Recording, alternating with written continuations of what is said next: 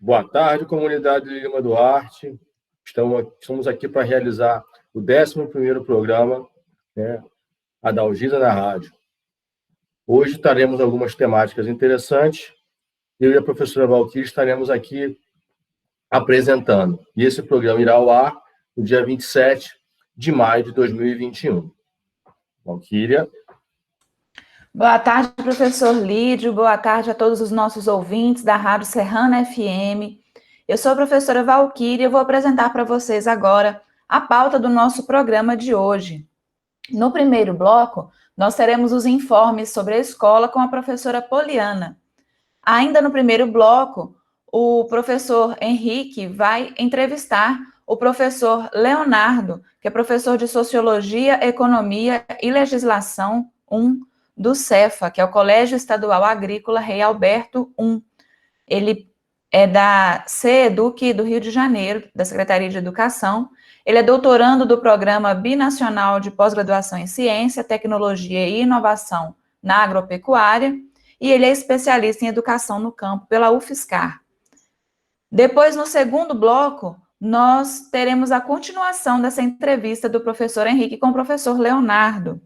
E no terceiro bloco, nós teremos uma entrevista da professora Beatriz e dos alunos Vinícius Joaquim e Maria Paula com o professor Tiago Silva, que é professor formado em Geografia e Administração Pública pela UFJF, que trará dicas para provas externas de Geografia.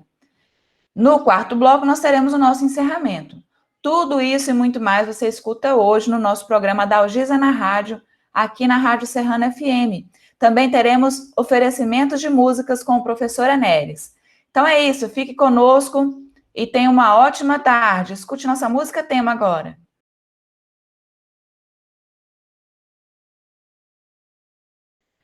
Iniciando o nosso primeiro bloco, boa tarde a você, querido ouvinte, que nos acompanha aqui nesta linda tarde do dia 27 de maio de 2021.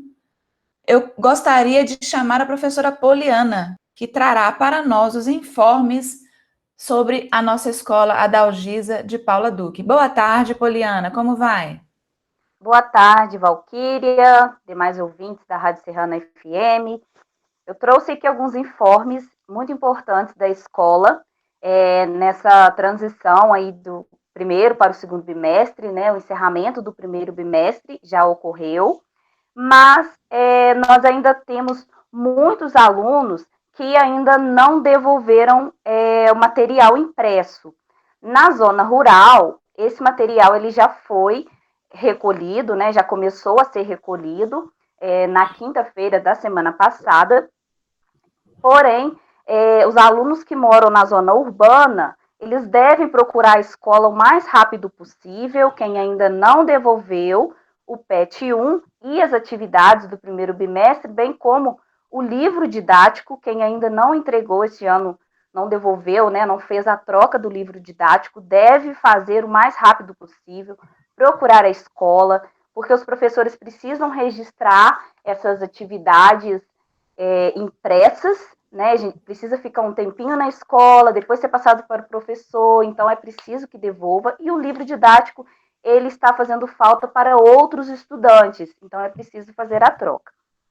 Com relação aí ao PET 2, né, no qual nós estamos, a apostila do segundo bimestre, os alunos que ainda não receberam devem procurar a escola, os alunos da zona urbana, o mais rápido possível também, segundo o cronograma que foi divulgado nos grupos. E também, quem não recebeu o livro deve fazer o mesmo, procurar a escola, ela fica aberta de 7 às 17 horas, de segunda a sexta-feira. O telefone da escola é 3281-2000, e para poder fazer esse contato e essa devolução, tanto do PET 1 e livro didático, quanto do PET 2, para receber o PET 2. A gente quer frisar também que nas atividades, no material impresso entregue na semana passada, esse material que está sendo entregue aos alunos que necessitam de atividades impressas, vai estar escrito nas atividades complementares, muitas delas, primeiro bimestre. Mas mesmo assim, é para ser feito, porque houve, devido à onda roxa, houve um atraso na entrega dessas atividades, então elas irão contar como primeiro e segundo bimestre. Então, é para ser feito normalmente. Os alunos que já fizeram, já enviaram no Google Sala de Aula, não precisam fazer de novo, tá? E uma outra coisinha também que eu gostaria de frisar é a questão da participação nos grupos da sua turma, a participação no REAMP da melhor forma, da forma mais acessível para você, aluno. Então, não deixe de entrar em contato com o professor, não deixe de acompanhar as atividades que têm sido postadas, atividades pedagógicas, né, postadas no YouTube da Escola da Algisa. Não deixe de participar, se você puder, de aulas por videochamada, videoconferência feitas pelo Meet ou outro aplicativo feito pelo seu professor, se for possível, né, do seu acesso. Enfim, não deixe de se fazer presente de alguma forma, de algum contato com o seu professor, tá? E lembrar também, uma outra coisa muito importante é colocar o nome nas atividades que pedem o seu nome. Identifique-se, não coloque o nome apenas em uma folha, coloque em todas as folhas que pedem a sua identificação. Isso ajuda, evita que a sua atividade, né, seja perdida ou misturada a algo do tipo. Então, é muito importante registrar o seu nome. E as atividades do PET 2, frisar também que elas devem ser entregues no comecinho de julho. Então, não deixe de criar uma rotina de estudo, faça o seu planejamento, o seu cronograma, para que vocês não fiquem atrasados, porque este ano as entregas das atividades, né, tanto do PET quanto as complementares, são bimestrais. Então, vamos ficar atento a essas datas e à organização dos estudos.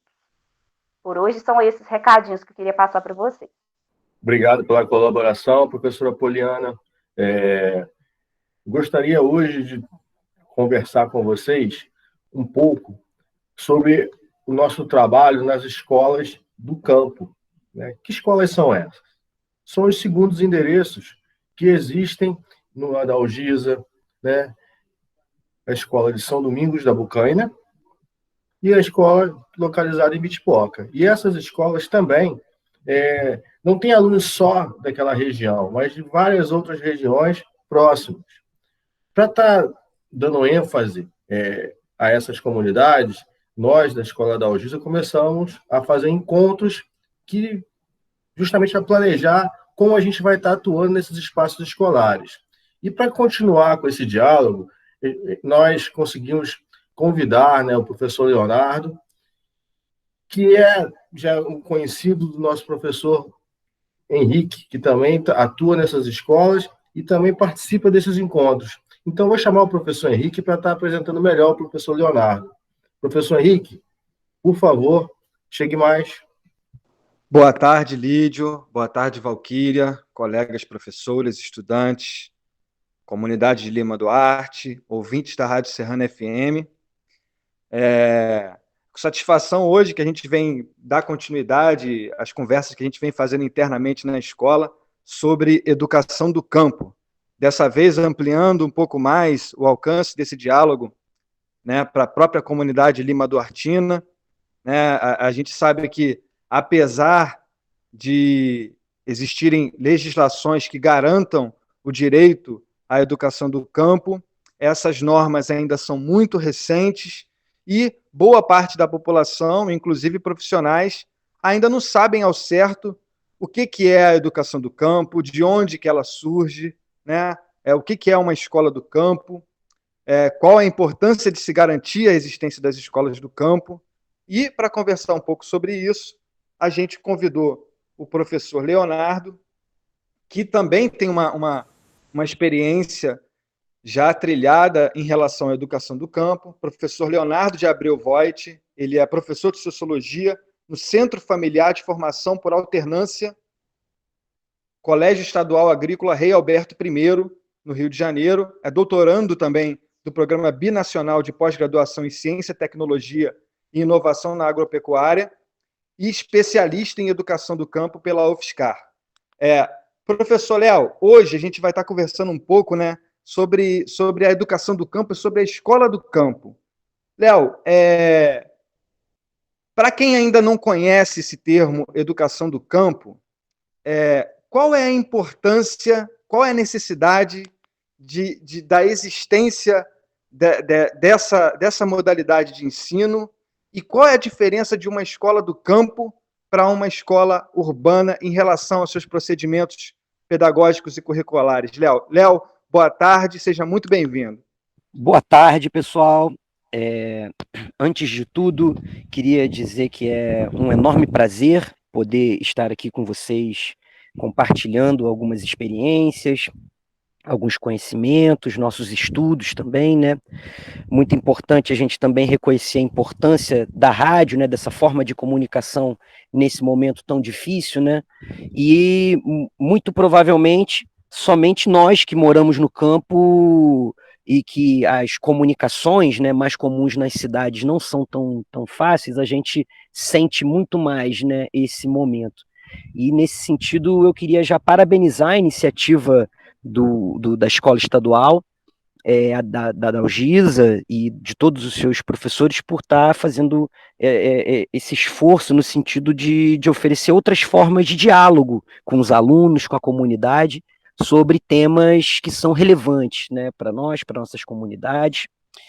E já buscando ir no sentido da nossa conversa de hoje, a educação do campo tem uma importância muito grande na história recente do Brasil, no sentido de que ela foi, digamos assim, produzida e estimulada pelos os sujeitos do campo, né, por agricultores e agricultoras familiares que se organizaram ao longo, principalmente dos anos 1990, em torno desse assunto, dessa temática, e principalmente porque muitas dessas famílias sempre perceberam que que na verdade as estruturas das escolas são pensadas em grande medida a partir das cidades. Então todos os conteúdos, todas as informações, as próprias formas, né, da gente estar conversando sobre os assuntos acabam sendo construídas do ponto de vista de quem mora na cidade, né? E isso ficou claro ao longo da história de que isso faz com que esse jovem ele seja efetivamente formado para morar na cidade. Então isso produz ao longo do tempo um afastamento dos jovens da sua possibilidade de continuar no campo de uma maneira feliz, de uma maneira integrada e próspero, né, podendo tirar o seu sustento e ter uma vida não só digna, mas da forma como eu compreendo hoje, uma qualidade de vida muitas vezes muito superior à vida na cidade. Mas para falar um pouco dessa educação do campo de uma forma, digamos assim, mais direta, a grande questão é que a educação ao longo do tempo, se tornou uma educação industrializada. E isso acontece de uma forma muito parecida na agricultura. A agricultura também foi industrializada para que ela aumentasse a sua produtividade. No caso da educação, a industrialização da educação tentou fazer com que essa educação, que foi padronizada para o mundo, chegasse ao maior número de pessoas. E, óbvio, hoje eu vou estar falando com vocês aqui um pouco dessa minha experiência de um colégio de pedagogia da alternância, então eu vou estar trazendo um pouco desse olhar da pedagogia da alternância, que no meu ponto de vista é uma experiência de educação do campo, mas que aconteceu em outro país, num outro período histórico, mas que se a gente for pegar os valores e os princípios, são muito parecidos. Dos princípios de desenvolvimento da comunidade, de oferecer oportunidades para os jovens, e entre outras possibilidades. Mas a grande questão da pedagogia da alternância, e aqui tem uma história legal, que eu acho que é importante a gente saber, é que quando a pedagogia da alternância ela vai ser criada na França, lá em 1930, isso acaba acontecendo por causa da atitude de um jovem que ele foi o pai dele, né, obrigou ele para a escola, como todos nós, né, precisamos continuar estudando, mas o jovem virou para o pai dele e falou assim: pai, eu trabalho com você de segunda a segunda, o horário que você quiser, mas não me mandem para a escola. Quando esse jovem falou isso, ficou claro enfim, para essa família, e que depois foi conversar no sindicato para conversar sobre isso, para ver o que poderia ser feito, ficou claro que aquela educação que estava na cidade, ela nessa localidade específica, num cantão da França, ela não tinha nenhum diálogo, não tinha nenhuma conversa, não fazia nenhum sentido, ou muito pouco sentido, para aquelas pessoas que moravam naquela localidade. Por isso, se juntou um padre, junto com pessoas ligadas ao sindicato e um pesquisador ligado a um semanário agrícola, e eles idealizaram o que eu vou chamar uma primeira pedagogia do campo, uma primeira forma de educação voltada especificamente para as zonas rurais e para as zonas camponesas, e que partia desse princípio da alternância, e que basicamente significa, acho que a gente pode conversar isso mais para frente, mas para dar uma visão, o aluno passa uma semana na escola, ou 15 dias, depende de como cada comunidade se organiza, e depois ele passa uma semana ou 15 dias junto à sua própria família. Essa pedagogia da alternância, que é uma educação do campo, ela foi fundamental para que os jovens pudessem permanecer não só no campo, mas permanecer estudando.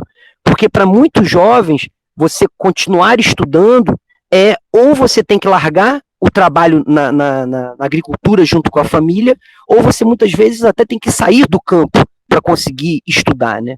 Então a educação do campo, ela herda, né, essa contribuição da pedagogia da alternância na França lá na década de 30 e atualiza isso em 1990 para a nossa realidade brasileira, entendendo essa relação da educação do campo com esses movimentos sociais que eu já mencionei, né?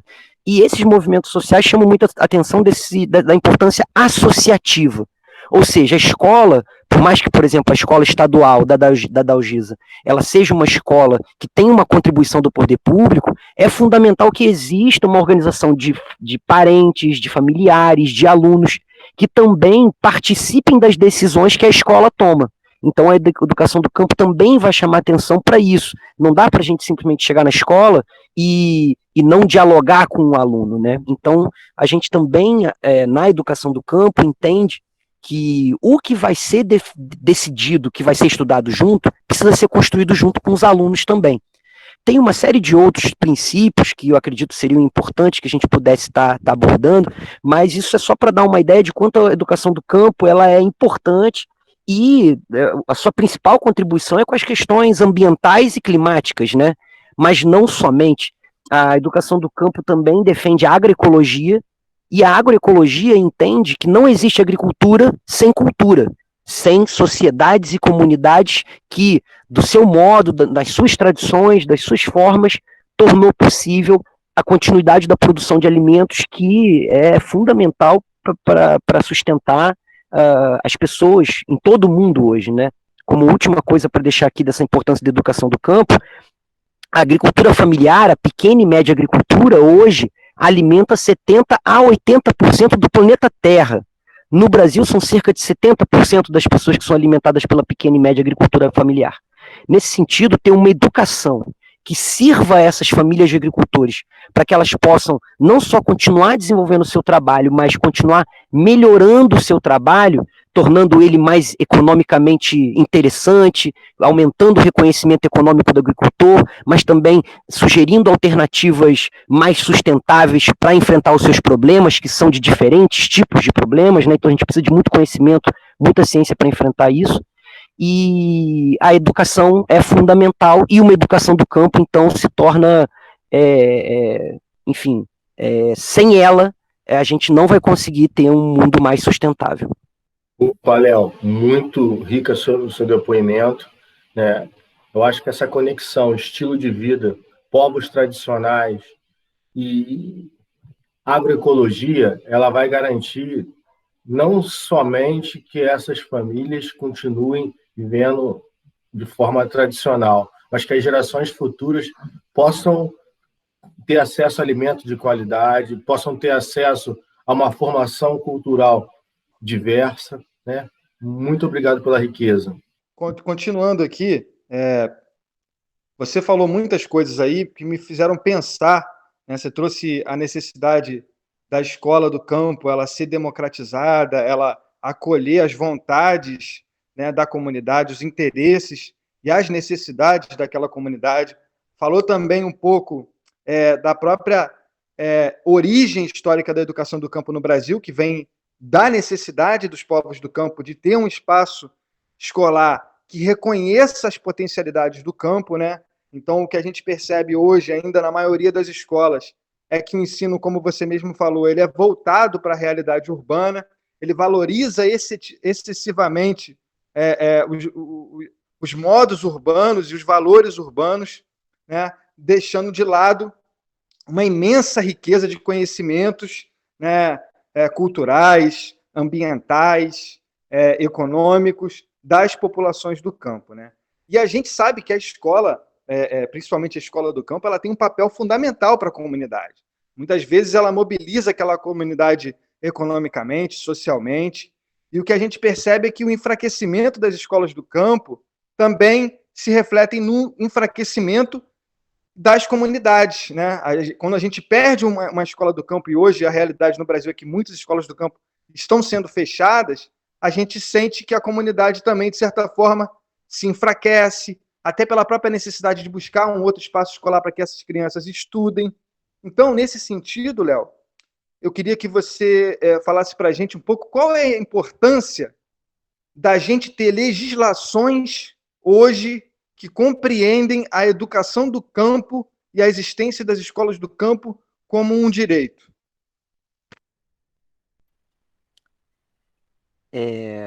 Henrique, e demais ouvintes, uma questão muito importante é que a garantia na lei de que os povos do campo têm um direito a uma educação específica é a única forma, e aí eu vou falar um pouco mais na frente, que ela também não garante, mas é a única forma que a gente pode tentar garantir que esse direito,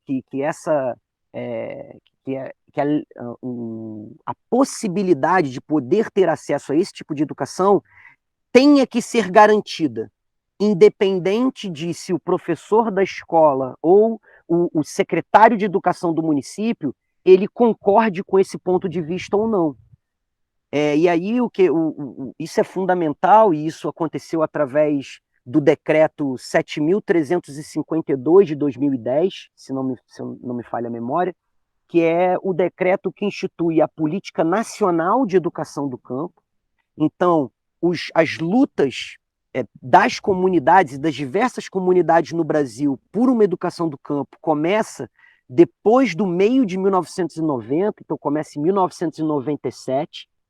Nós temos aí 10 anos, não é realizado.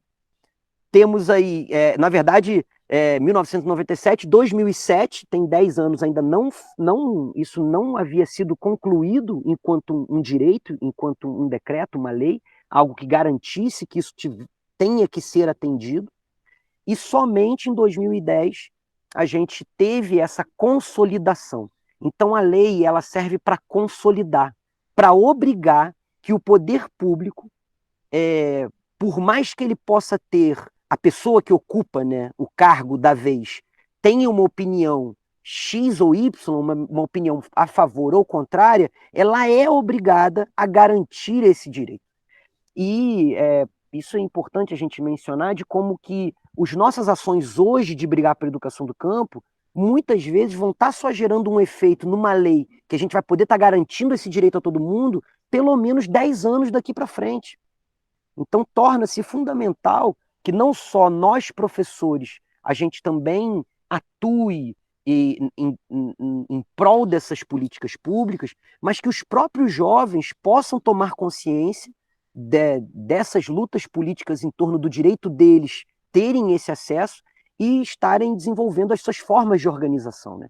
Acredito, hoje, aqui no estado do Rio de Janeiro, os grêmios escolares se tornaram lei, então é obrigatório que toda escola tenha um grêmio, mas isso muitas vezes também não acontece de maneira natural. De maneira natural não é a palavra, não acontece de maneira positiva. Muitas vezes isso pode ser feito por pessoas que não veem a importância disso e é feito de uma maneira, como a expressão diz, para inglês ver. E a educação do campo, dependendo do estado que você está, do município que você está, pode também ser uma lei para inglês ver.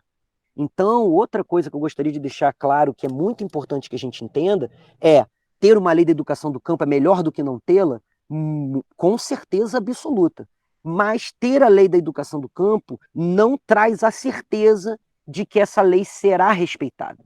E aí entra o conceito de cidadania, que nós na sociologia temos como muito importante, que é quando nós temos problemas na sociedade com um governo que é responsável por cuidar de nós precisamos nos manifestar e comunicar das formas que estiverem ao alcance que isso está errado e que isso precisa ser mudado. E aí existem várias formas de fazer isso, cada município tem as suas câmaras, e o ideal é que os movimentos eles se organizem para estar, por exemplo, a educação do campo hoje é um movimento nacional. Então eu faço parte, por exemplo, do FOFEC, que é o Fórum Fluminense de Educação do Campo, onde a gente discute as leis e a política de educação do campo do Estado, e através desse fórum a gente também pressiona para que outras leis sejam criadas. Só para finalizar esse aspecto da lei e da legislação, aqui no Rio de Janeiro a gente está passando por um momento muito positivo, onde está sendo implementada a lei de agroecologia e agricultura orgânica. Se eu não me engano é ao contrário, agricultura orgânica e agroecologia no escrito da lei.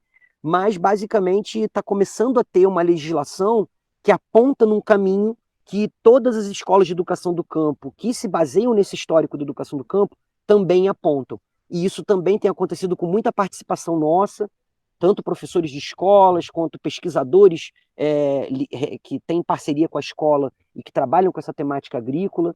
Então, essa questão da educação essa questão das legislações é muito importante, e nós da educação, da escola e das comunidades precisamos estar tentando contribuir nisso da forma que é possível. Muito obrigado, Léo. A gente, ouvindo você falar, também vai recordando também que não só as práticas escolares às vezes valorizam excessivamente o modo de vida urbano e acabam causando até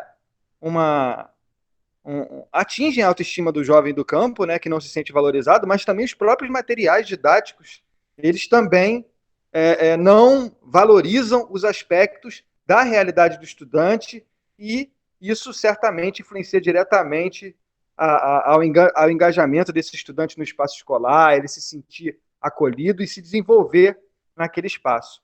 Léo, a gente vai dar um intervalinho. Oi. Só uma última coisa, uma perguntinha, provocação. Aonde você acha que é produzido os materiais didáticos do campo? É na cidade. Não tem jeito. Pois é, então a gente precisa rever até isso, né? Como que a gente pensa e produz os materiais que a gente vai usar nas nossas escolas. Leonardo, a gente vai dar um intervalinho, tomar uma aguinha e vai continuar esse papo no segundo bloco. Lídio e Valquíria, agora é com vocês. Opa, brigadão, Henrique. Léo, muito rico o seu depoimento, né? A gente chega a várias reflexões a partir disso. Enélis, agora você é o nosso DJ. Você.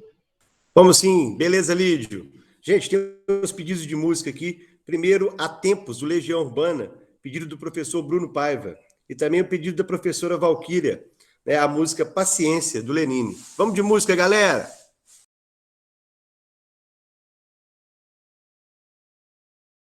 Opa, chegamos aí para o segundo bloco. Vamos dar continuidade na entrevista com o professor Leonardo. Chamamos agora o professor Henrique para dar sequência. Professor Henrique, é com você. Muito obrigado, Lídio. A gente vai continuar a conversa aqui com o Leonardo sobre a educação do campo, as escolas do campo. Léo, a gente falou um pouco da realidade na maior parte das escolas que a gente vê hoje, que é de não valorizar a educação do campo, os princípios da educação do campo, a cultura, a riqueza de saberes que estão localizados nessas comunidades, né?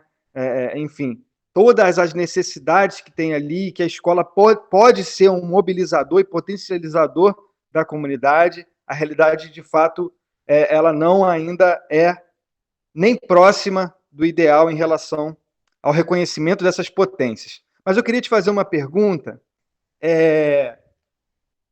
Pensando numa escola do campo que valorize os saberes do campo, que permitam ainda também o acesso desses estudantes a todos os conhecimentos, né, produzidos pela humanidade, que é um direito também do estudante ter acesso a esses conhecimentos, né, as disciplinas e tudo mais. Mas quais são os benefícios que uma comunidade tem quando a gente tem uma escola do campo que realmente implementa os princípios da educação do campo?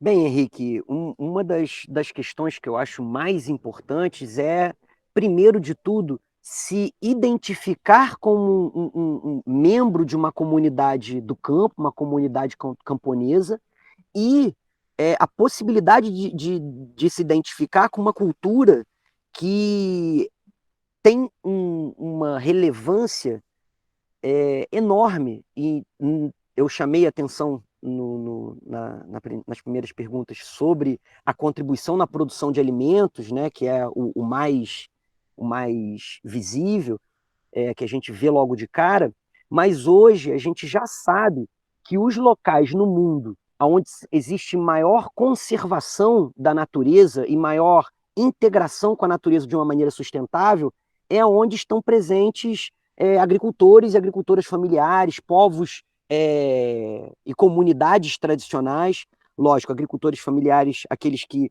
estão mais integrados aos processos da natureza e que sofreram menos esse processo de industrialização, que costumam ser agricultores vinculados a localidades serranas, ainda se vê muito, mas também existe essa industrialização da agricultura em geral. Então, a educação do campo, trazendo essa valorização, ela reposiciona os conhecimentos que a gente acha importante.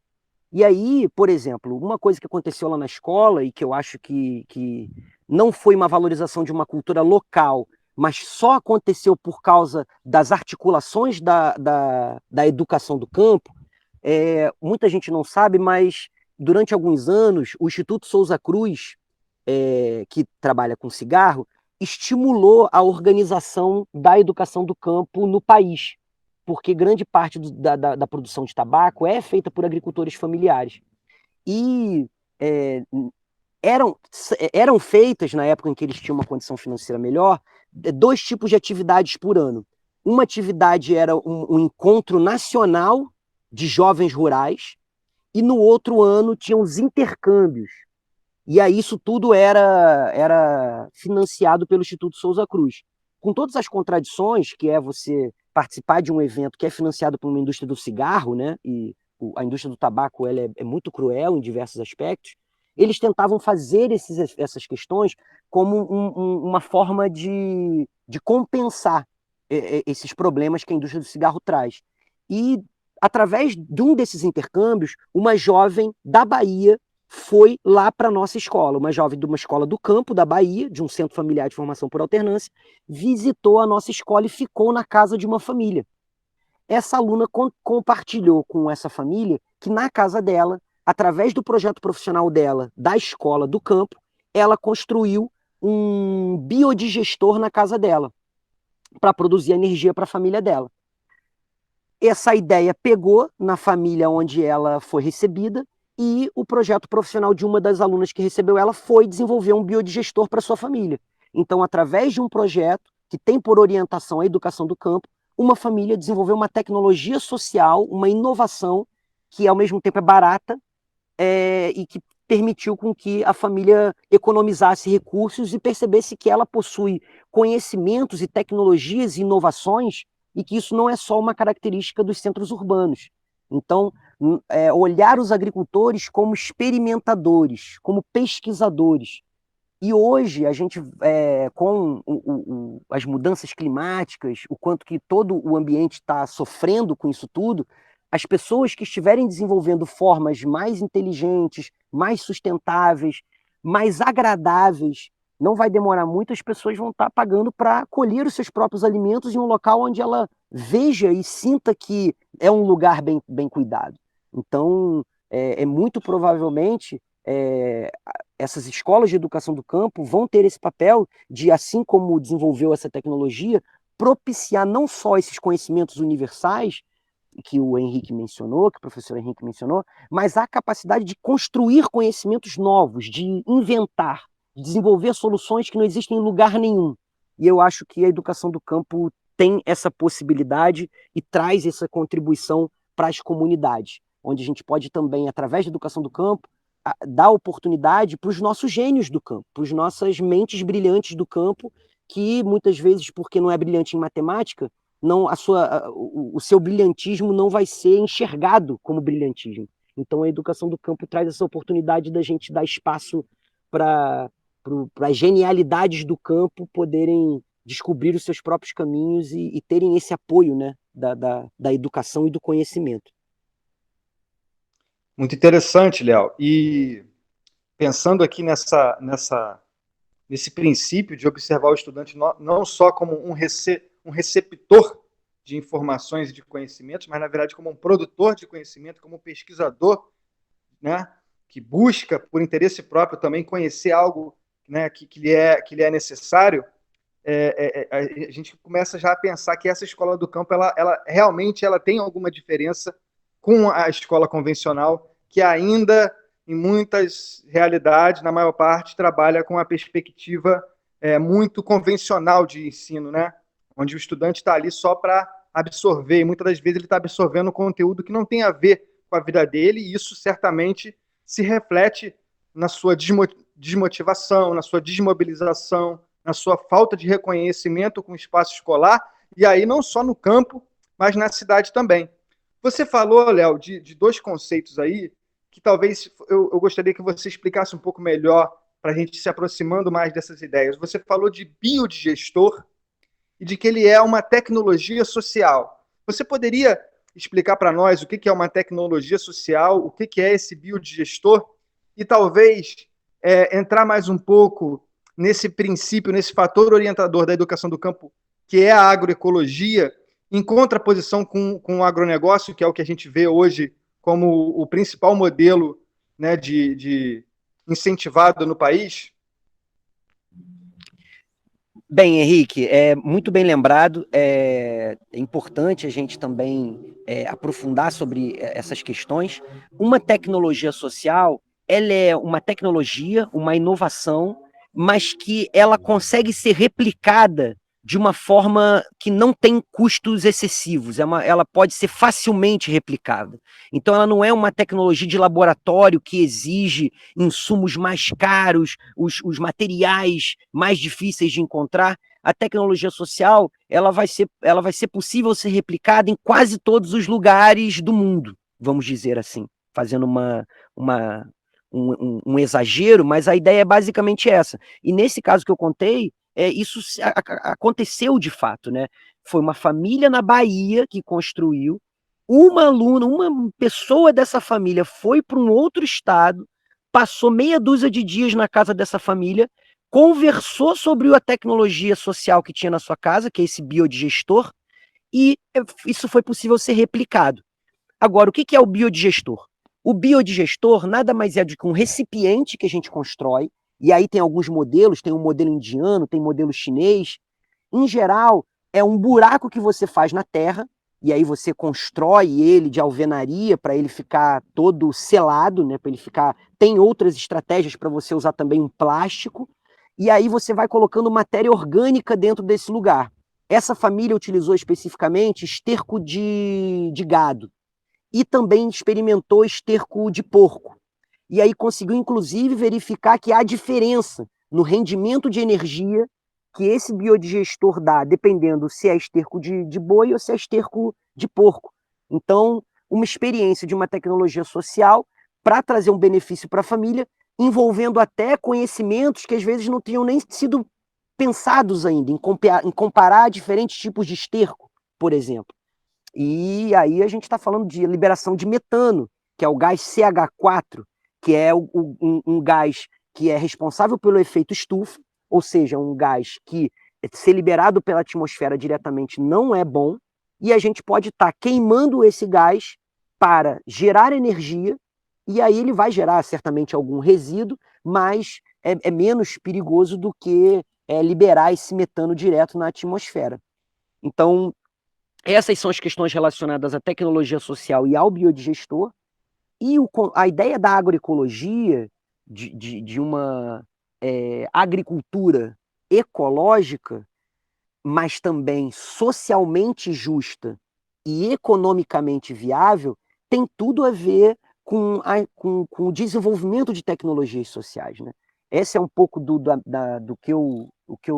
da minha tese, né, no meu doutorado, que eu estou investigando, é justamente essa capacidade de inovar e de que essas inovações e de que essas tecnologias produzidas no campo podem ser responsáveis por contribuir em grande medida para os objetivos do desenvolvimento sustentável da Organização das Nações Unidas para 2030, que é a maior convenção no mundo hoje para a gente tentar juntar esforços para que os nossos problemas ambientais não continuem crescendo. Nesse sentido, a educação do campo ela é agroecologia, né? Ela precisa ser agroecológica.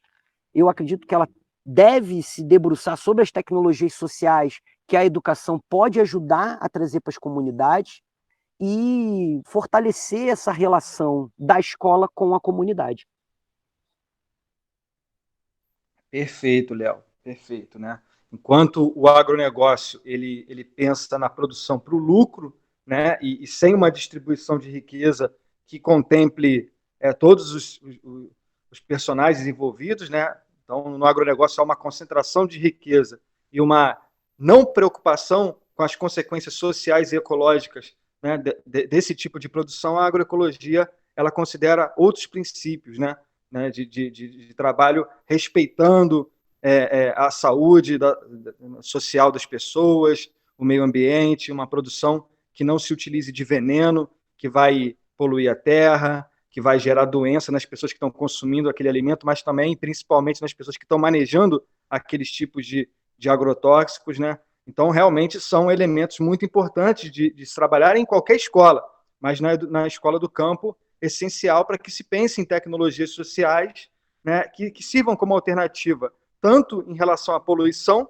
né, do meio ambiente, a própria questão da saúde das pessoas e também a produção e distribuição de riqueza. Você falando, Léo, e a gente já partindo um pouco já para o encerramento, eu acho que a gente deve continuar mais essas conversas sobre escola do campo, sobre educação do campo.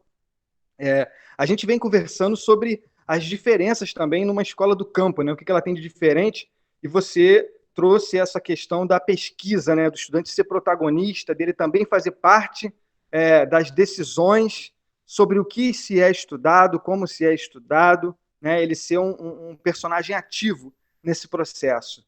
Mas pensando também num outro desdobramento, além de perceber o estudante como pesquisador, é também de perceber que influência direta essa escola tem na sua comunidade como um elemento de desenvolvimento local, né? Sustentável, claro, né? Em harmonia com o meio ambiente e com a comunidade, né? Mas né? Como que a escola pode ser um fator de mobilização do desenvolvimento local? E aí eu queria perguntar para você uma outra característica que a gente vê muito em escolas do campo, que é o desenvolvimento do processo pedagógico através de projetos. E eu queria que você comentasse com a gente, partilhasse um pouco dessa experiência de trabalho com projetos, que também não é uma realidade que a gente vê muito nas escolas convencionais. Bem, Henrique, acho que agora eu vou tentar amarrar tudo um pouco do que a gente conversou. Eu trabalho, como você falou, num centro familiar de formação por alternância. Então, é uma escola que pratica a pedagogia da alternância. E a pedagogia da alternância é considerada uma tecnologia social da educação voltada para a realidade do campo. Então, a pedagogia da alternância, e que eu acredito que é uma das... Não é à toa, a educação do campo hoje no Brasil, ela se beneficia muito dessa experiência da pedagogia da alternância em diferentes países do mundo. Não à toa, ela vai chamar a atenção de como que a gente constrói essas formas de diálogo entre a ciência, o saber acumulado, esses conceitos, as teorias, as inovações, tudo com a realidade. E aí isso precisa ser feito de uma maneira, num diálogo. Isso precisa ter participação nossa, precisa ter participação da comunidade, especialmente dos alunos, mas a gente acredita que também da comunidade. Como que a gente faz isso lá na nossa escola? A gente, na pedagogia da alternância, existe um instrumento pedagógico que se chama plano de estudo. Esse plano de estudo nada mais é de que uma sequência de aulas em torno de um estudo específico que é definido em sala de aula com a turma e um conjunto de professores. Porém, esse plano de estudo ele vem com um tema que foi escolhido no início do ano, quando funciona normalmente, né? Durante a pandemia a gente não está conseguindo desenvolver isso dessa forma, mas antes da pandemia, como funcionava, a gente fazia reuniões com os familiares e os estudantes e pedia para eles trazerem o que eles acham que é importante ser aprendido para a comunidade, tendo em vista os problemas que a comunidade tem, os comércios, os negócios, as formas de relação com a natureza, enfim, tendo em vista todo esse conjunto da realidade onde a escola está inserida, o que é mais importante? E aí todo ano aparece questão da água, aparece questão de uma agricultura sustentável, aparece questões relacionadas a formas de comercialização, e aí é uma oportunidade onde a comunidade pode trazer o que Paulo Freire chamaria de um tema gerador, e aí a pedagogia da alternância, nesse sentido, ela é freiriana, ela utiliza princípios da pedagogia do Paulo Freire, assim como a educação do campo, e esses temas geradores são democraticamente escolhidos, tem vezes que não aparecem muitos, então os que a gente tem disponíveis, porque a gente faz um plano de estudo por bimestre. Então, um plano de estudo seria, na ideia da pedagogia da alternância, cada bimestre seria orientado por um tema gerador que é escolhido pela comunidade. Esse tema gerador provoca os alunos, e aí tem o plano de estudo. Nesse plano de estudo, a gente se reúne em sala de aula, define, tem o tema, e aí, galera, qual é o objetivo de estudar esse tema gerador? E aí os alunos constroem entre si o objetivo, constroem a justificativa desse estudo e constroem a metodologia. Ou seja, como eles vão pesquisar esse assunto na comunidade. Isso eles fazem no que a gente chama na sessão escola. Eles depois vão para a sessão família. Nessa sessão família, eles perguntam para as pessoas, realizam a pesquisa, e na volta, quando a gente faz o retorno desse plano de estudo, a gente produz, cada aluno realizou o seu plano de estudo, que é como se fosse um trabalho onde ele faz com início, desenvolvimento, introdução, desenvolvimento e conclusão sobre o tema que foi pesquisado, juntando as informações dele, e depois a turma toda junta faz uma síntese, onde os alunos sentam na frente do computador, se organizam e juntam todas as informações. Então, essa experiência, das vezes que eu participei, sempre foi muito rica e sempre deu para perceber o engajamento dos alunos quando eles trazem a realidade deles. E nesse momento, o professor tem a oportunidade em sala de aula, quando aparece um conteúdo que dialoga com o saber disciplinar dele, ele aproveita esse momento para inserir o saber disciplinar dentro dessa pesquisa maior. E, para finalizar, porque eu falo para caramba, mas para finalizar, essa estratégia permite que a gente trabalhe com os projetos. No caso lá, como nós fazíamos? Nós dividíamos os tempos de professores de disciplinas diferentes. Um momento a gente ficava do lado de fora desenvolvendo trabalhos práticos com eles, envolvendo a agricultura, a agroecologia, a produção de alimentos, e em outros momentos a gente discutia teoricamente assuntos das disciplinas dos professores. Eu de sociologia, o professor de biologia e o professor das disciplinas técnicas. Então, finalizando, acredito que é muito positivo pensar essas formas de diálogo com as comunidades para provocar a gente para os assuntos e os temas importantes e aproveitar esses temas para produzir projetos coletivos e poder fazer uma educação baseada em projeto, que a tendência é ter um sentido muito maior, tanto para os professores quanto para os alunos, principalmente quando a gente vê o resultado do projeto no final, né? Então, é o resultado de um projeto coletivo, que, no nosso caso, da nossa mandala agroecológica, permanece lá na escola, então a gente deixa um patrimônio para a escola que vira uma referência. Muito obrigado, Léo. Eu já vou encerrando a minha participação, agradecendo a você. Se você ainda, nas suas considerações finais, quiser citar especificamente algum desdobramento aí desses seus projetos, assim, da mandala, né, as trocas com outros espaços, fica à vontade.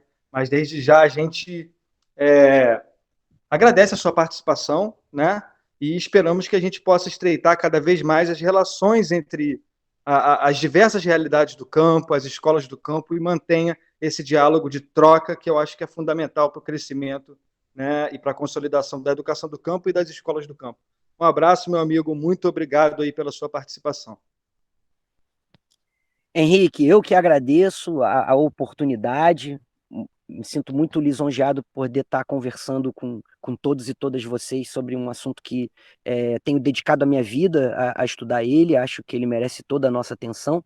E para deixar uma última palavra, os resultados que nós tivemos desse trabalho, que na verdade foi um trabalho, a gente construiu uma mandala agroecológica utilizando três professores, e esses 3 professores com uma disciplina, um outro professor com 2 disciplinas, e o professor Eduardo com algumas disciplinas.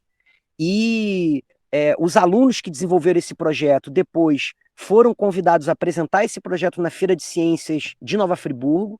Na Feira de Ciências de Nova Friburgo, eles foram premiados. A gente depois foi premiado para participar da Feira Estadual de Ciência, Tecnologia e Inovação do Rio de Janeiro. Nessa feira estadual, no Rio, a gente tirou a 2ª colocação na área de Biologia e Saúde.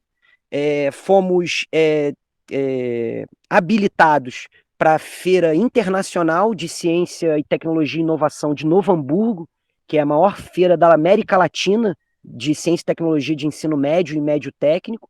E ainda os alunos ganharam, 3 alunos, ganharam cada um uma bolsa de iniciação científica júnior.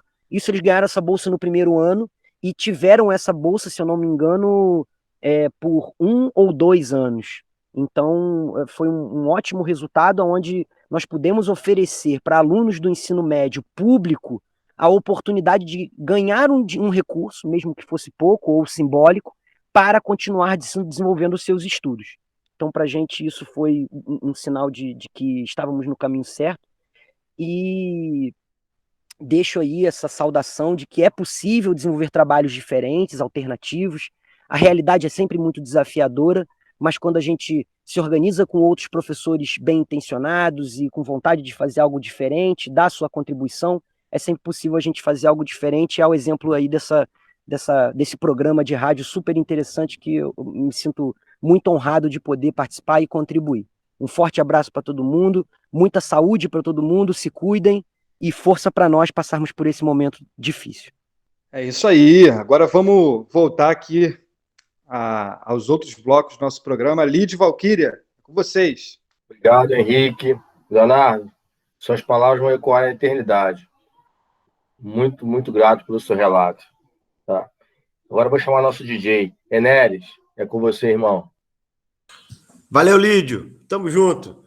Gente, agora tem os pedidos de música. Essa música que eu vou mandar agora, eu quero mandar para o meu amigo Rony, lá no Esplanado, que está sempre curtindo a gente na rádio. Então vai para você, meu amigo, o Rapa. Todo camburão tem um pouco de navio negreiro.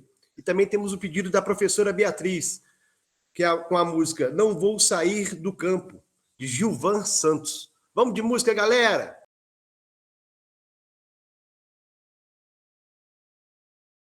Boa tarde, queridos ouvintes da Rádio Serrana FM. Você está aqui ligado no programa da Algisa na Rádio. É uma iniciativa da comunidade escolar, da Escola da Algisa de Paula Duque. E é um prazer que você esteja aqui nos ouvindo e participando do nosso programa.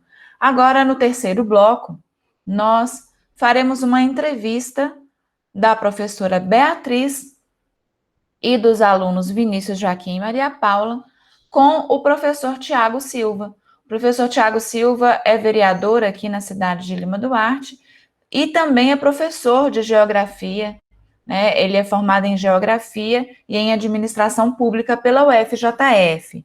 Ele vai nos dar dicas para provas externas de geografia. Boa tarde, professora Beatriz, é com você.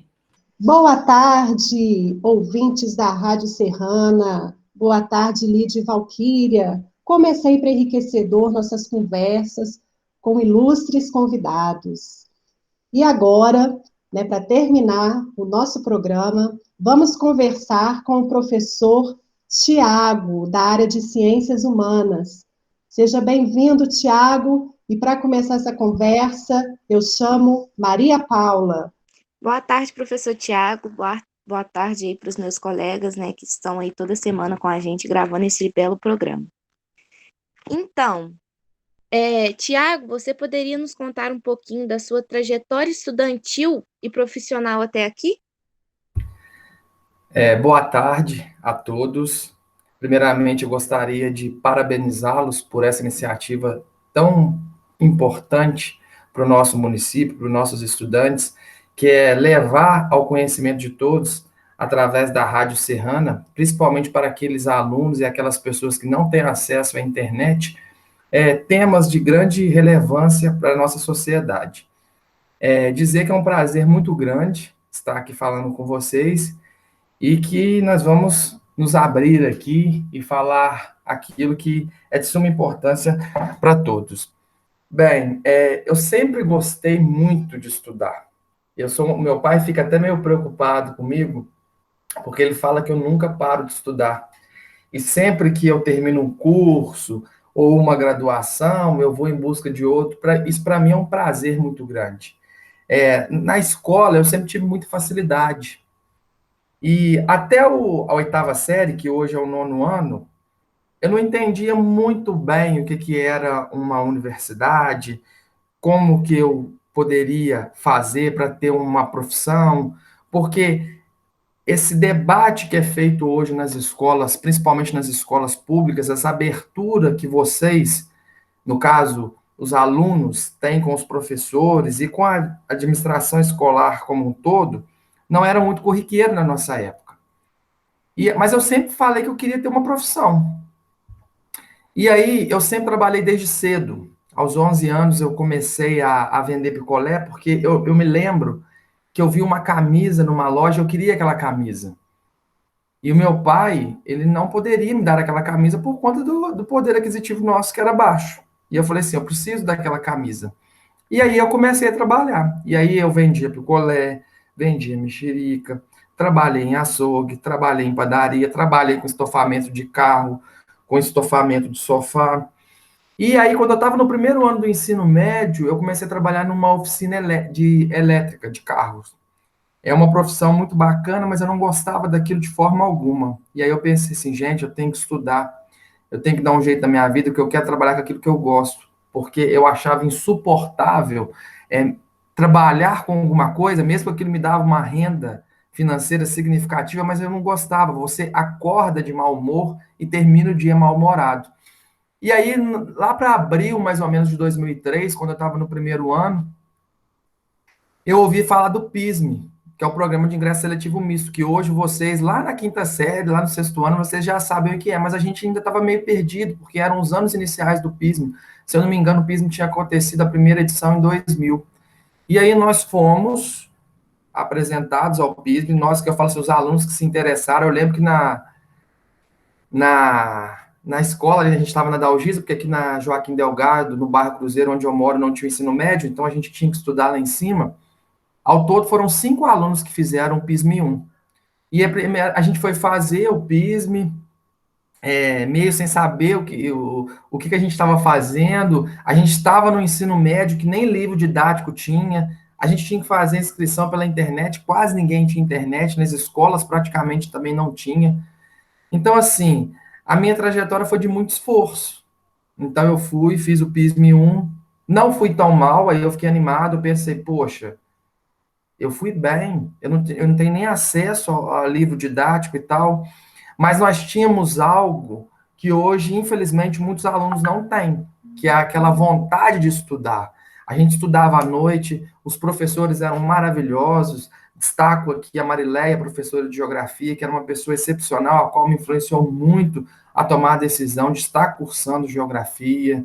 Tinha a Valéria Delgado, de português, que além de ser uma pessoa maravilhosa, é uma professora diferenciada. Também Tarcísio, de matemática. Tinha também a Alice, de português. Márcia Brito, que me deu aula de literatura, foi uma pessoa que me marcou muito. Fernanda, a qual vocês devem tá tendo aula com ela também, excelente professora de redação. São muitos. Eu não vou correr no risco aqui de ficar citando mais nomes por medo de esquecimento, mas eu agradeço a todos. E assim, para chegar até aqui foi uma trajetória assim, eu sempre gostei de estudar, eu acho que o gostar de estudar me ajudou muito. E assim, muita vontade. Sem vontade você não consegue nada. E hoje, graças a Deus, eu falo que o estudo realmente abre portas. Se tá ruim estudando, pior sem. Então, hoje eu sou graduado em Geografia pela Universidade Federal de Juiz de Fora, graduado em Administração Pública pela Universidade Federal de Juiz de Fora, pós-graduado em Tecnologia da Informação e Comunicação no Ensino Básico, também pela Universidade Federal de Juiz de Fora, e também sou técnico em Meio Ambiente pelo IFET de Rio Pomba. Todos foram cursos gratuitos, de qualidade. Então, assim, uma mensagem que eu quero deixar aqui para os alunos se você não tem dinheiro, você pode estudar da mesma forma, tá? Então, é isso. Para chegar até aqui foi uma história de lutas, de muito esforço, mas também de muitas conquistas. Boa tarde, Beatriz. Boa tarde, Maria Paula. Boa tarde, Tiago. Boa tarde a todos os ouvintes aí da Rádio Serrana FM. Muito interessante e rica essa sua trajetória, Tiago. Agora, voltando um pouco para as dicas, começando um pouco aí com as dicas, eu gostaria de saber se você poderia dar algumas dicas de organização de estudos para a gente. Boa tarde, Vinícius. Prazer estar falando aqui com você. Olha, a primeira coisa, o aprendizado, ele é prazeroso, mas às vezes ele vai te cansar. Principalmente se você está estudando para passar num vestibular, para passar num concurso público. É muito importante que você crie uma rotina de organização. O que seria essa rotina de organização? É você mesmo estipular horários, dias, separar por disciplinas. E também você tem que pensar o seguinte: eu estou estudando porque eu tenho um objetivo na minha vida. Quando você estabelece objetivos e metas, o seu cérebro ele entende que você está fazendo aquilo por um motivo maior, mesmo que você não goste muito de estudar. E isso vai fazer toda a diferença. Então, a primeira coisa que você tem que fazer é criar uma rotina de organização, um calendário mesmo. Estudar mesmo, de segunda a segunda. Eu indico, é lógico que você não pode esquecer do lazer. Você não pode ficar obcecado por estudar, mas você também não pode ficar relaxado ao ponto de, em algum dia da semana, não estudar. Eu, por exemplo, que graças a Deus tive o privilégio de ser aprovado em vários concursos públicos, eu criava uma rotina de estudar todos os dias, tá? Sábado e domingo eu diminuía a intensidade dos estudos, mas eu estudava, porque às vezes eu pensava assim, se eu não estou estudando, o outro está estudando.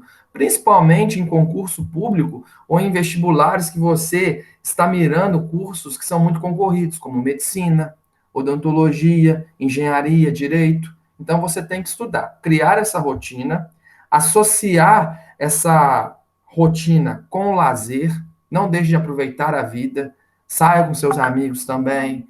Se a gente não tivesse em pandemia, uma coisa que eu gostava muito de fazer nos períodos que eu estava estudando, ir ao cinema. Você tem que estudar e tem que relaxar. Agora, se não estudar, não tem jeito. Você pode ser a pessoa mais inteligente desse planeta, mas se você não foi apresentado ao conteúdo, você não tem a capacidade de resolver uma questão num vestibular, num concurso, que vai pedir conhecimento daquela área.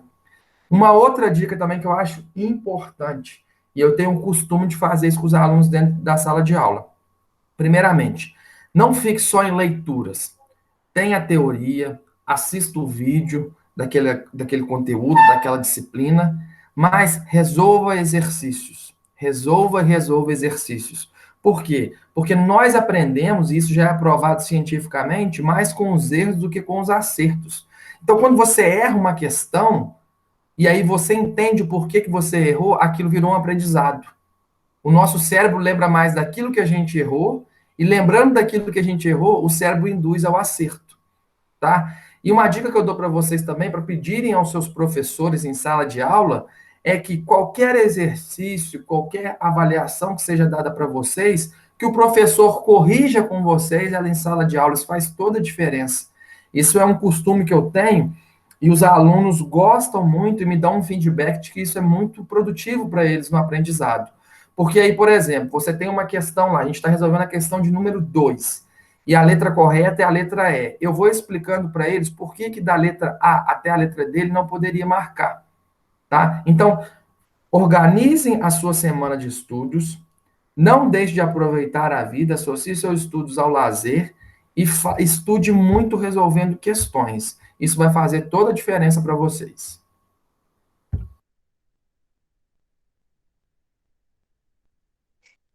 Novamente, nessa nova semana, a gente teve outro professor que já teve já deu outras dicas totalmente diferentes que com certeza vão estar complementando muito na nossa rotina de estudo.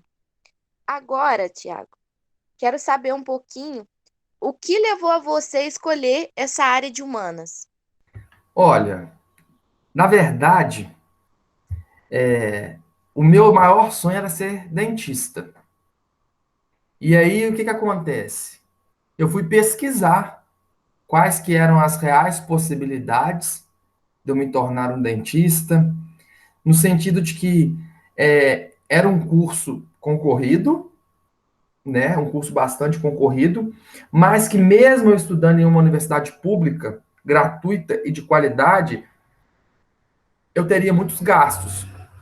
Eu tenho uma prima que hoje está no 10º período de medicina, e a medicina é um curso que, se você entrar numa universidade federal, você faz tranquilamente, no sentido de que é um curso que não requer de você muito gasto, não há muitos materiais.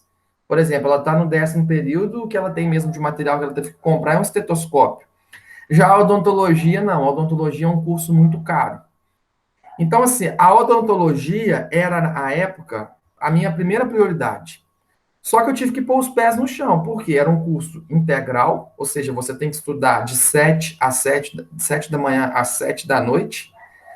Você não teria como trabalhar, e a necessidade, a minha realidade é que eu deveria trabalhar para poder estar mantendo meus estudos, mesmo numa universidade pública, porque eu não residia em Juiz de Fora até o 10º período, eu ia de ônibus e voltava, mas eu tinha uma carga muito grande de leitura no curso de geografia, então eu tinha que comprar livros, ter xerox também, e tinha que pagar o ônibus. Odonto, então, era fora de cogitação. E aí eu pensava o seguinte, olha, se odonto eu não posso fazer por conta da minha realidade social, eu não vou deixar de estudar, porque eu acho que a gente sempre tem um plano B. E esse plano B meu sempre foi a geografia. Eu sempre quis ser professor também.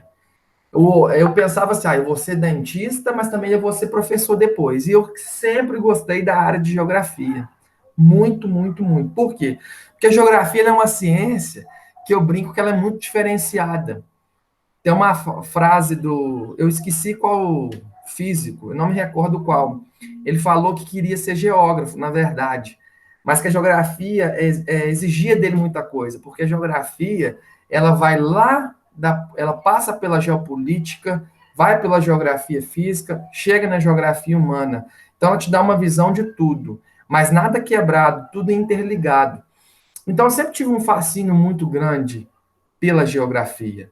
Então, eu fiz o PISME, fui aprovado em 3º lugar, tinha uma pontuação para ser aprovado em odontologia, mas a odontologia, naquela situação que eu me encontrava, na minha realidade social, não permitia que eu fizesse esse curso. Mas eu fiz geografia, me encantei cada vez mais pela ciência geográfica. Hoje eu falo que eu sou um profissional muito satisfeito com tudo que eu conquistei até hoje com a geografia, principalmente porque eu amo lecionar. Meu pai fala que eu nasci realmente para ensinar as pessoas. E assim, se eu tenho essa vocação de ensinar e eu faço ela através de uma ciência que eu sou apaixonado, eu me sinto muito realizado. A gente sabe que o professor no Brasil, ele enfrenta muitos problemas. Ele não tem um reconhecimento no que diz respeito às finanças, é uma profissão marginalizada no que diz respeito ao reconhecimento financeiro, e o pior que eu acho ainda é que muitas pessoas não reconhecem também a importância social dessa profissão, né? E aí, muitos pais, aliás, todos os pais querem bons professores para os seus filhos, mas são poucos os pais que querem que seus filhos sejam professores. Mas, assim, eu sou muito realizado, eu acho que a gente pode crescer mais, a gente tem que lutar para que o magistério tenha um reconhecimento, mas, assim, voltando à pergunta, ao cerne da pergunta, que é a questão de humanas, eu gosto muito de ler, eu sou muito curioso. E eu acho que essa curiosidade minha, ela está mais relacionada à área de humanas, porque todos os cursos, seja você estando numa área de biológicas, numa área de exatas, mas principalmente na área de humanas, a carga de leitura é maior. E eu sempre gostei de lidar com pessoas.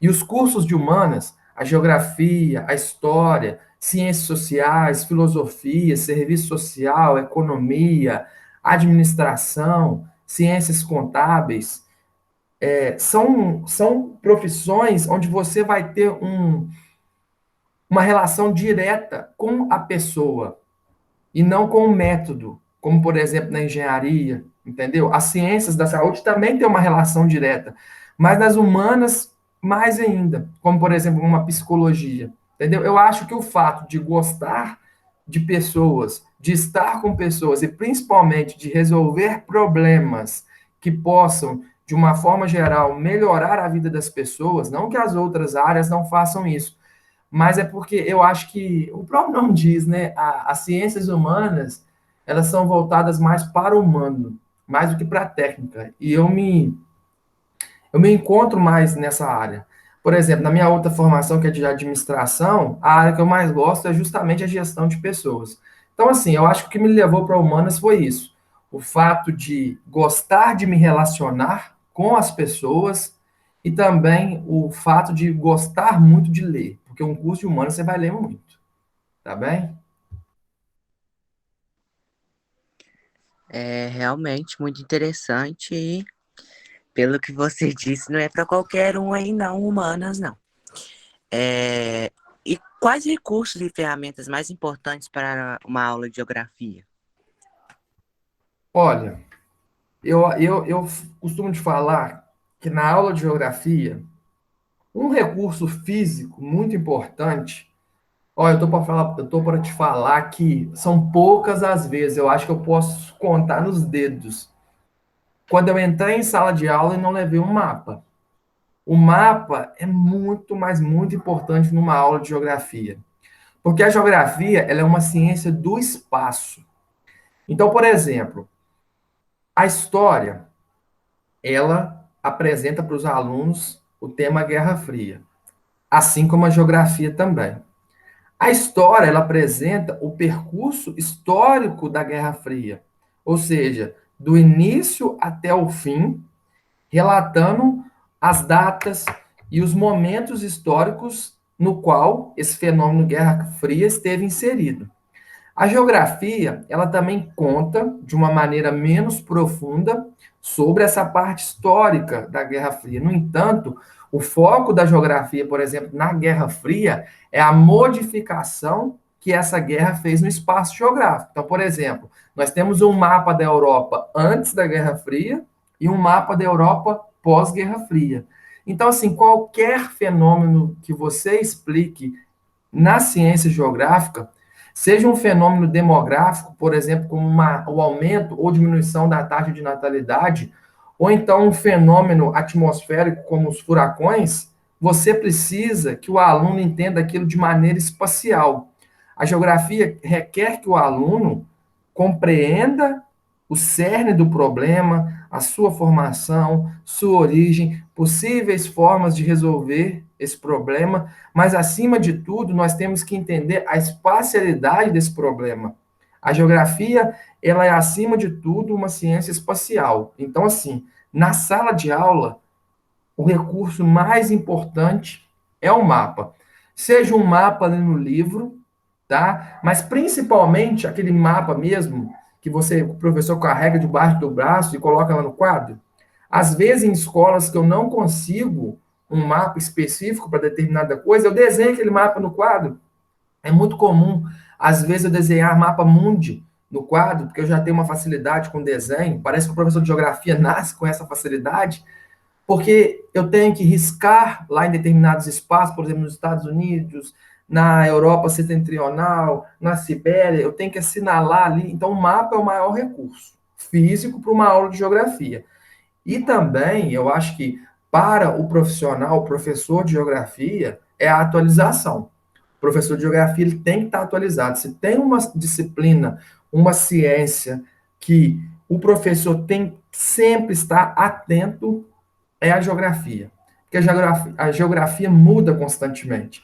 Então, eu vou dar um exemplo aqui, e se eu tiver errado, os professores de matemática que me corrija. Mas, por exemplo, a matemática. As 4 operações são as mesmas desde que o mundo é mundo.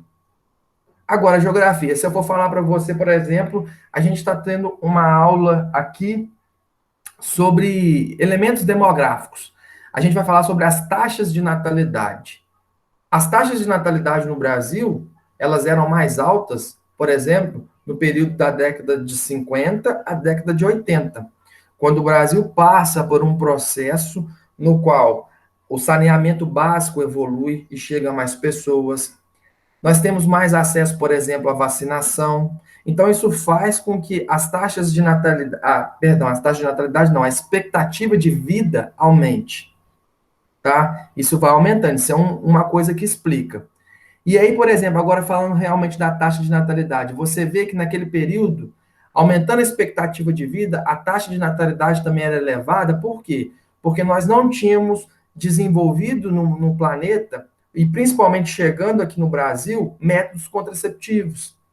E hoje a gente tem métodos contraceptivos de forma mais acessível às pessoas, e a taxa de natalidade diminui.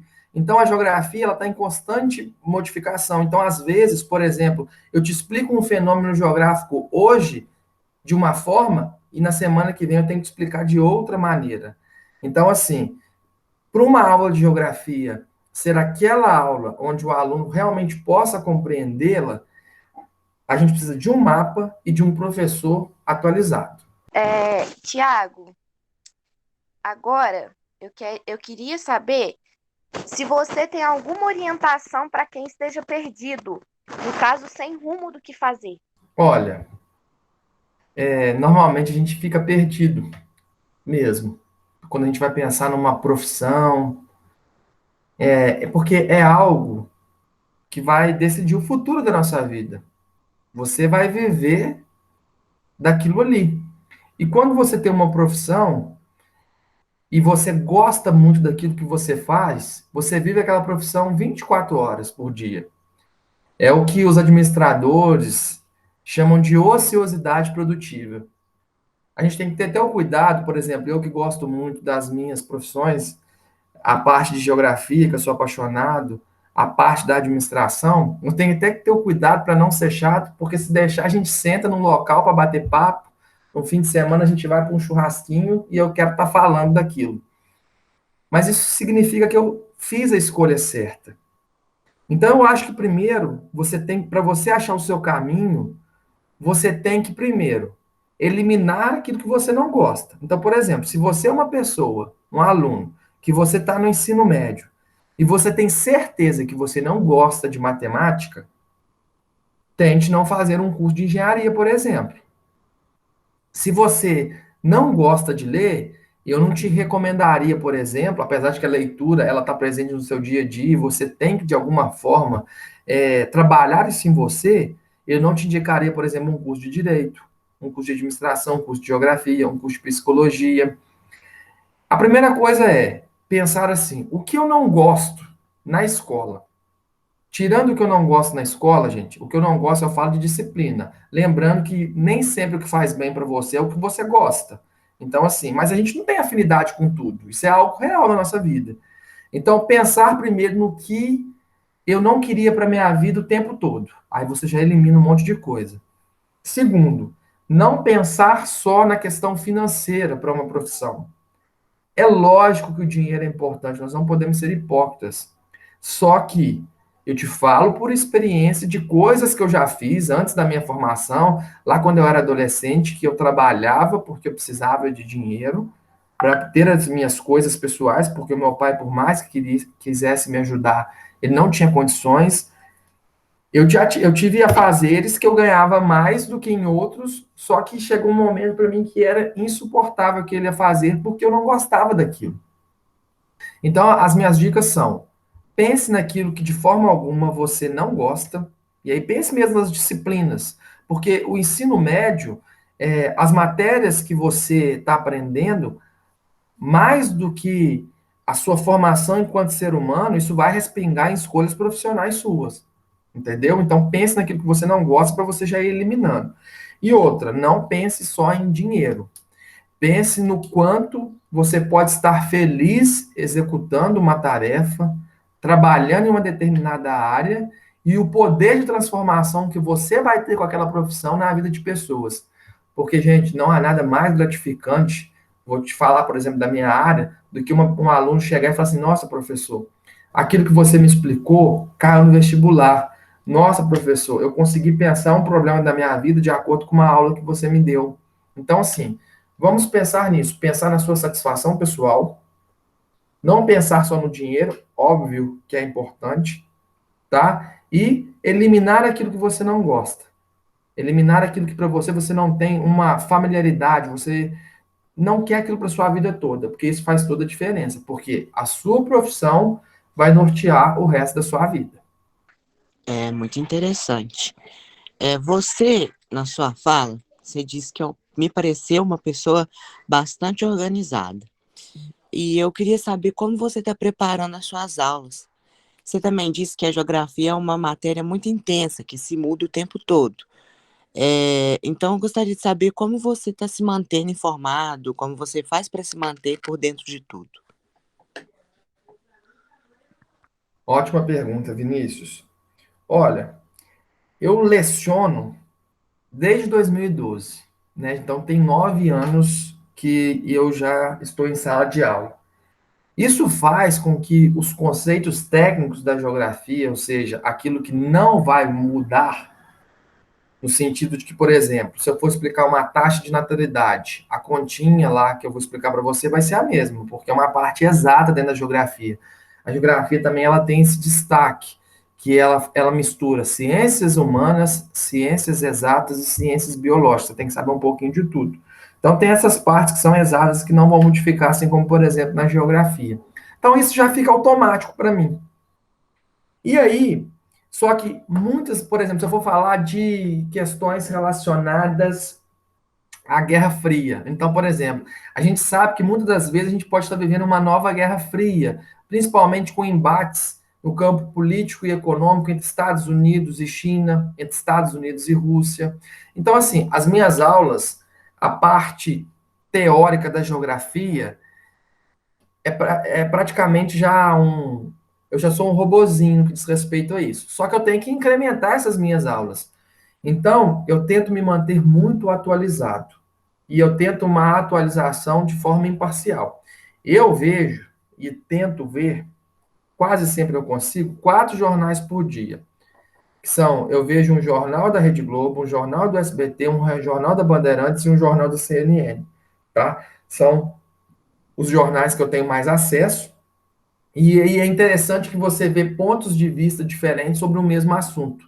E isso faz com que você, enquanto professor, ou enquanto qualquer cidadão, desenvolva o seu pensamento crítico. Além disso, eu recebo da Universidade Federal de Pernambuco, da Universidade Federal do Espírito Santo e da Universidade Federal do Rio Grande do Sul, de forma bimestral, a revista da Geografia, que os departamentos de ciência geográfica dessas universidades disponibilizam para profissionais da área. Então, isso faz com que eu me atualize muito também.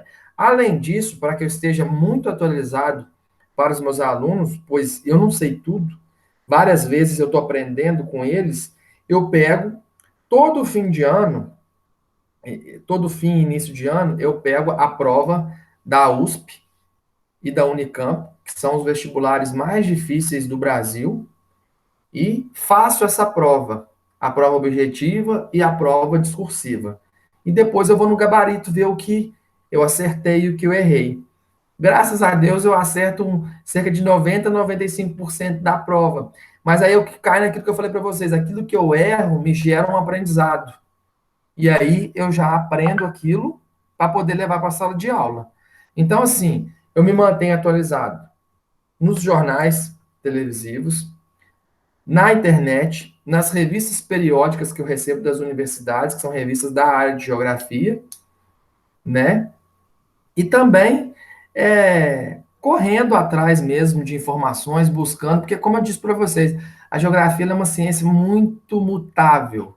Então, assim, ela tem a teoria, tem aquela parte dos conceitos que não vão mudar, mas quando você vai falar de um determinado conceito, você pode trazer para a sala de aula exemplos que estão ocorrendo no dia a dia.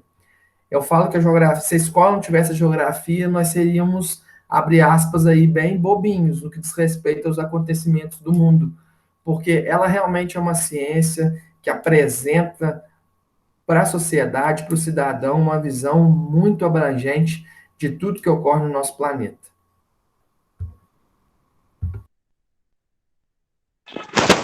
É muito legal, mas muito legal que eu também tenho esse pequeno problema. Eu não gosto de errar. Então, sempre quando eu erro, eu procuro ver o que eu errei para não fazer mais, né? E, Tiago, agora fugindo um pouquinho das perguntas de escola. Como está sendo dividir esse seu tempo entre o legislativo e a escola em si, que são as aulas? Ótima pergunta, Maria. Como eu já falei para vocês, lá no início, quando vocês me perguntaram, se eu não me engano, foi lá na segunda pergunta sobre como a gente se organiza para os estudos, da mesma forma eu me organizo para trabalhar. Então, eu reduzi um pouco a minha carga horária enquanto professor, tentei colocar todas as aulas, apesar de ser impossível para mim, na parte da manhã, né? Mas tem nas terças e quintas eu também dou aula à tarde, mas eu consegui deixar a segunda-feira à tarde, a quarta-feira à tarde, a sexta-feira à tarde, para que eu possa estar me dedicando exclusivamente à vereança. Mesmo assim, hoje eu estou trabalhando 7 dias por semana, porque a junção de estar vereador e de ser professor exige muito de mim.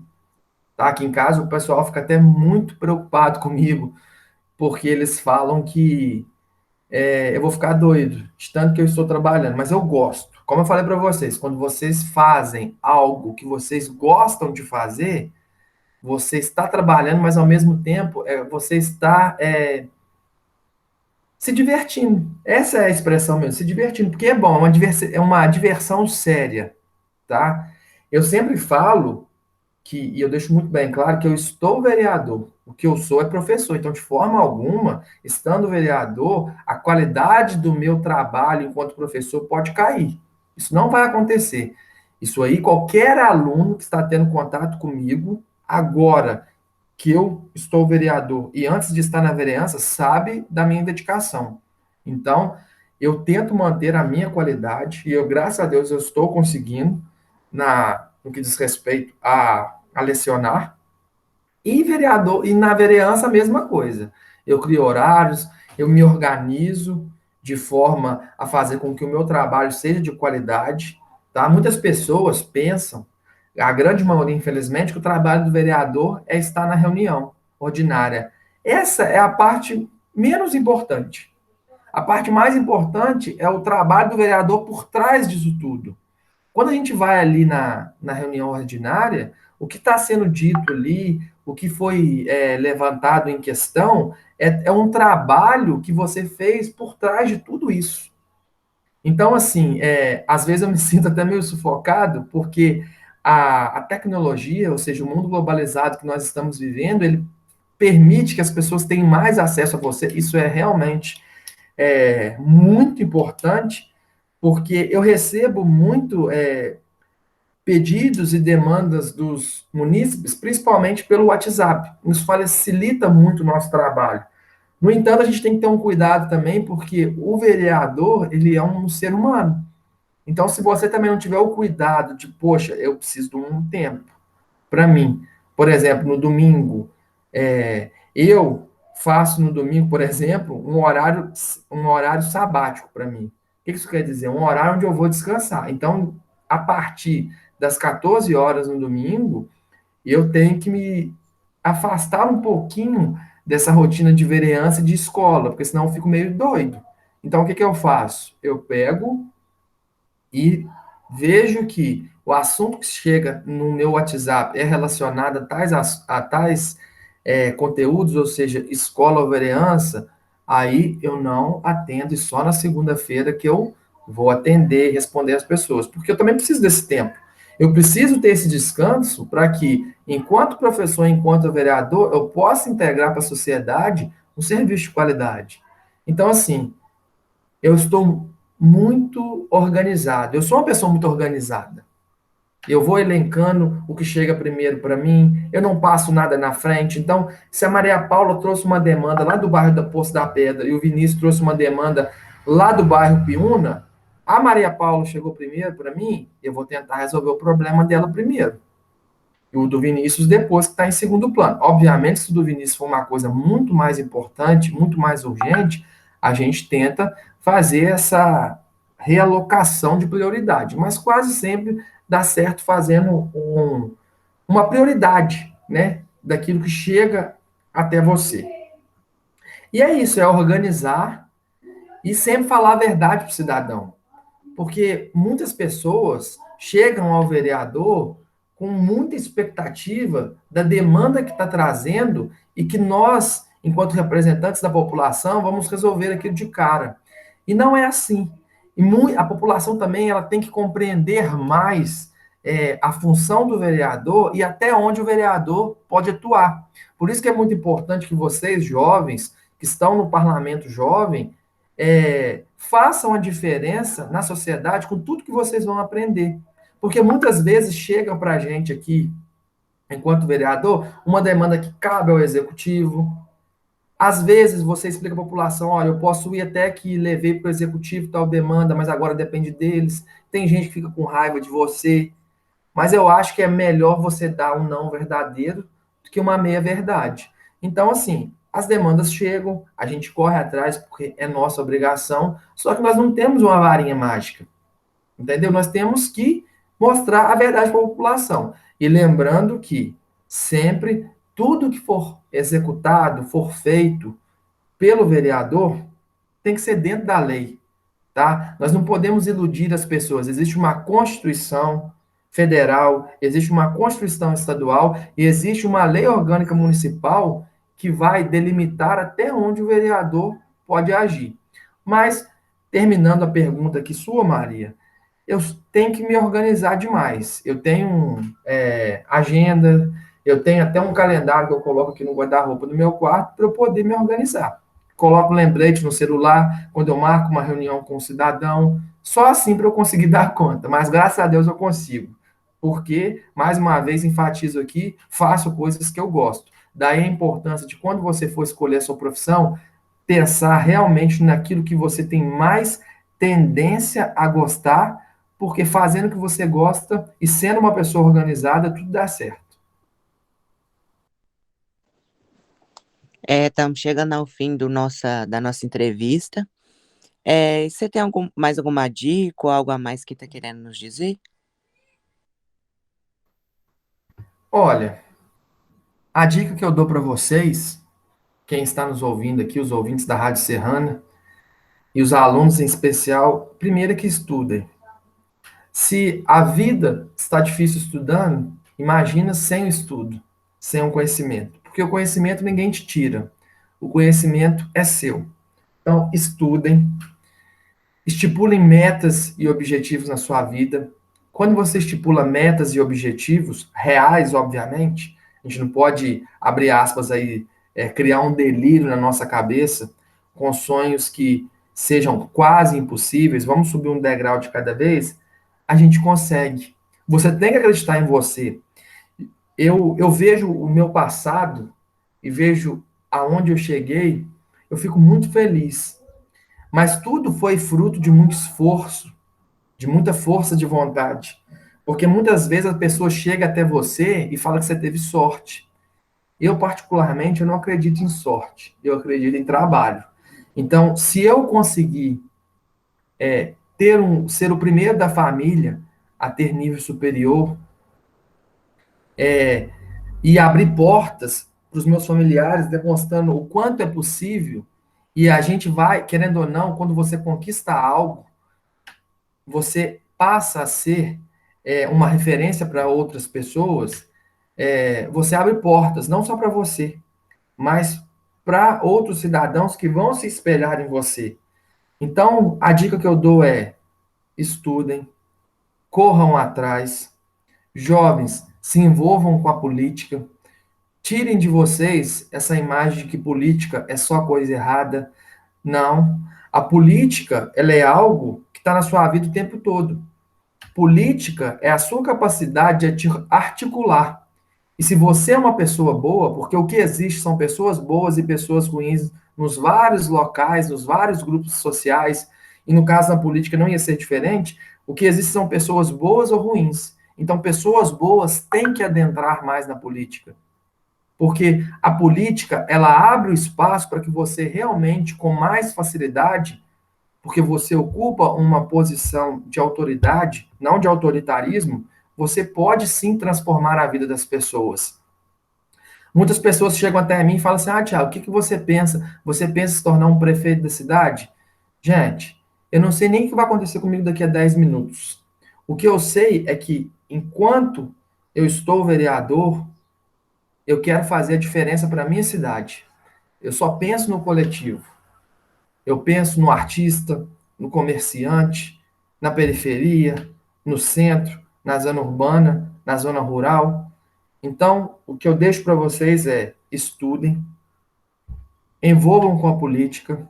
Você não precisa participar partidariamente da política, não precisa ser candidato a nada se você não quiser. Mas é importante que cada vez mais nós tenhamos representatividade da política, da mulher, do jovem, do negro, do pobre, do rico, do empresário, de todo mundo. Porque as maiores conquistas que nós tivemos no planeta Terra até hoje, elas foram oriundas de debates, de pensamentos diferentes. Quando a gente pensa diferente e a gente ocupa um local de diálogo, a gente transforma a vida das pessoas, a gente transforma a sociedade. Então, estipulem metas, estipulem objetivos, sonhem, corram atrás, não esperem nada cair do céu, porque não vai cair do céu, só cai chuva, granizo, neve e saraiva, que é popularmente chamado de neblina, de chuvisco. O resto depende de você. E você é capaz de chegar aonde você quiser. Você vai passar por vários períodos onde você vai querer desistir. Isso é normal. Não desista. Quem gosta de você é você. Você que tem que ir atrás dos seus sonhos, das suas metas. No mais é isso. Quero agradecer demais o convite de vocês. É uma honra muito grande estar podendo falar com Lima Duarte toda através aqui da Rádio Serrana e dizer que, enquanto professor, eu estou aqui para ajudar o meu município e os demais, e estando vereador, também estou aqui, podem ter certeza, com o intuito de só somar, só ajudar o nosso município e escrever uma história diferente para Lima Duarte. Muito obrigado, fiquem com Deus, uma boa tarde. Nós é que agradecemos, Thiago, imensa gratidão, né, por essas falas, por essas dicas, que para os nossos alunos e alunas são tão importantes, né, e fazem tanta diferença. E aí a gente vê, né, como que a Maria Paula e o Vinícius Joaquim ficam tão à vontade, né, e vão ficando sempre com vontade de estender o assunto, e isso é muito legal, porque o nosso programa, sem dúvidas, é feito com esse objetivo mesmo, de atender os objetivos, né, e as demandas da comunidade escolar. Enfatizo aí, né, das falas do Tiago, né, ele mais uma vez também é um professor que traz, né, essa história do povo trabalhador, que é a nossa característica de povo brasileiro, de qual foi o caminho que ele trilhou aí para alcançar aonde ele está. Então, ele enfatiza a questão de criar uma rotina, de ter foco, boas perspectivas, organização, está aberto a todo tipo de conhecimento, né, não só apenas ao conhecimento escolar, que para a área de humanas é fundamental assistir, escutar, ler diversos noticiários, né, para se manter atualizado. Achei muito importante quando o Tiago falou, e aí eu venho frisar isso bastante, principalmente nesse momento de estudo remoto, quando ele fala para os alunos procurarem aos seus professores e professoras para buscar a correção das atividades que estão sendo feitas, né? Isso, o estudante tem o dever de fazer as suas atividades, de criar essa rotina dentro das suas possibilidades, mas tem o direito também de ter essas correções sendo feitas. E termino minha fala, né, com as ciências humanas, ter esse compromisso social para a coletividade, pensar e atuar no mundo que estamos, como o Tiago frisou muito bem em todas as suas falas. E agora, para relaxarmos um pouco, chamo o professor Enéris. Vamos de música! Ok, Beatriz. Obrigado. Vamos de música, então. Agora um pedido do nosso aluno, Rafael, do 3º ano. Ele pediu Selvagens à Procura da Lei, da banda Déjà Vu. E também um pedido, né, meu agora, né, da música da banda Ike e Tina Turner, Work Together. Vamos de música, galera!